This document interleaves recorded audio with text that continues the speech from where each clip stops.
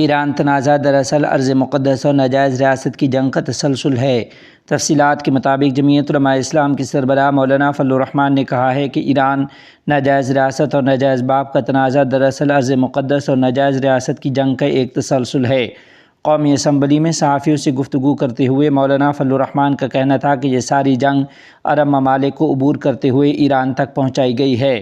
مولانا فضل الرحمان نے کہا کہ اگر ایران میں انہیں کامیابی حاصل ہو جاتی ہے تو پورے خطے پر ناجائز ریاست اور مغضوب علیہم یعنی ذلیل قوم کی بالادستی ناگزیر ہو جائے گی۔ جمعیت علماء اسلام کے سربراہ نے کہا کہ اس لیے اس وقت پوری اسلامی دنیا کو ایک اسلامی بلاک بنانا اور اسلامی دنیا کو سیاسی، باہمی تجارت اور دفاعی حوالے سے ایک مشترکہ معاہدہ کرنا چاہیے۔ مولانا فضل الرحمان نے کہا کہ اسلامی ممالک اکٹھے ہوں اور اس حوالے سے پوری اسلامی دنیا اپنے لیے ایک سمت متعین کرے۔ اسی طرح مغضوب علیہم اور ناجائز ریاست کی توسیع بندی کا راستہ بھی روکا جا سکتا ہے۔ بنگلہ دیش کے بڑے عالم دین کا انتقال۔ تفصیلات کے مطابق انجمن اتحاد المدارس بنگلہ دیش کے صدر، جامعہ اسلامیہ پٹیا کے محتمم اور ممتاز عالم دین حضرت مفتی ابو طاہر قاسمی ندوی رحمہ اللہ 30 مارچ دوپہر 1:40 پر انتقال فرما گئے۔ مرحوم دینی و علمی حلقوں میں ایک نمایاں مقام رکھتے تھے اور طویل عرصہ تک تدریس و دینی خدمات میں مصروف رہے۔ ان کے انتقال کی خبر سے علمی و مذہبی حلقوں میں گہرے رنج و غم کی لہر دوڑ گئی ہے۔ مرحوم کی نماز جنازہ رات 11:30 پر جامعہ اسلامیہ پٹیا کے میدان میں ادا کی گئی، جس میں علماء، طلباء اور عوام کی بڑی تعداد نے شرکت کی ہے۔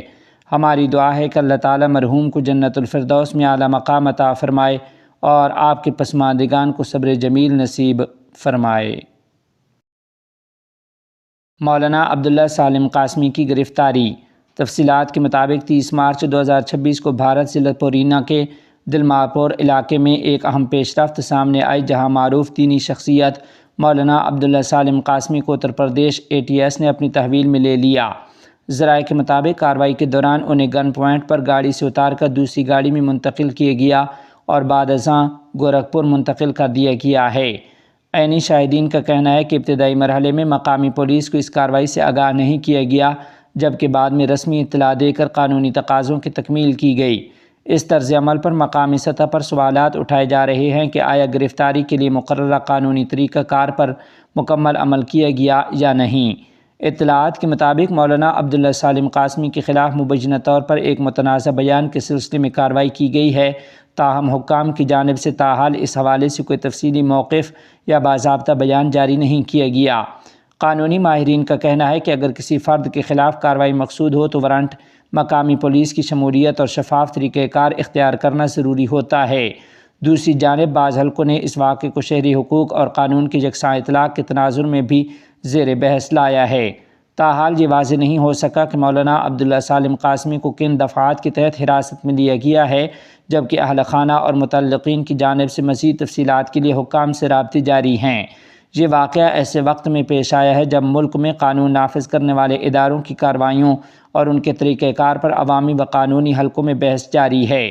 ماہرین کے مطابق اس نوعیت کے معاملات میں شفافیت اور قانونی تقاضوں کی مکمل پاسداری نہایت ضروری ہے تاکہ عوام کا اعتماد برقرار رکھا جا سکے۔ دیوبند میں حفظ قرآن کی تکمیل پر روحانی و بابرکت دعائیہ محفل کا انعقاد۔ تفصیلات کے مطابق گزشتہ روز دیوبند میں ایک پرنور اور روحانی فضا سے معمور تقریب میں حفظ قرآن کی سعادت مکمل کرنے والے طالب علم کے اعزاز میں دعائیہ محفل کا انعقاد کیا گیا۔ یہ بابرکت تقریب دارالعلوم دیوبند کے علمی و روحانی ماحول میں منعقد ہوئی، جو بر صغیر کے ممتاز دینی مراکز میں شمار ہوتا ہے۔ یہ دعائیہ محفل شیخ الاسلام حضرت سید مولانا حسین احمد مدنی رحمۃ اللہ علیہ کے خانوادے سے تعلق رکھنے والے سید حسن اسجد مدنی کے صاحبزادے کے حفظ قرآن کی تکمیل کے موقع پر سجائی گئی، جس میں ملک بھر سے جید علماء و اکابرین نے شرکت کی ہے۔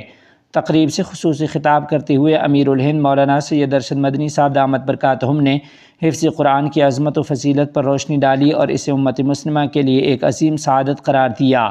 انہوں نے حفاظ کرام کو قرآن مجید کی تعلیمات پر عمل پیرا ہونے اور اسے عام کرنے کی تلقین بھی کی ہے۔ اس بابرکت محفل میں محتمم دارالعلوم دیوبند حضرت مفتی ابو القاسم نعمانی، سید محمود اسد مدنی، سید آزاد مدنی سمیت دیگر اکابر دیوبند بھی شریک ہوئے، جن کی موجودگی نے تقریب کو مزید روحانیت اور وقار بخشا۔ محفل کے اختتام پر اجتماعی دعا کی گئی، جس میں اللہ تعالیٰ سے دعا کی گئی ہے کہ اس حفظ کو شرف قبولیت عطا فرمائے اور صاحب قرآن کو دین اسلام اور خدمت قرآن کے لیے قبول فرمائے۔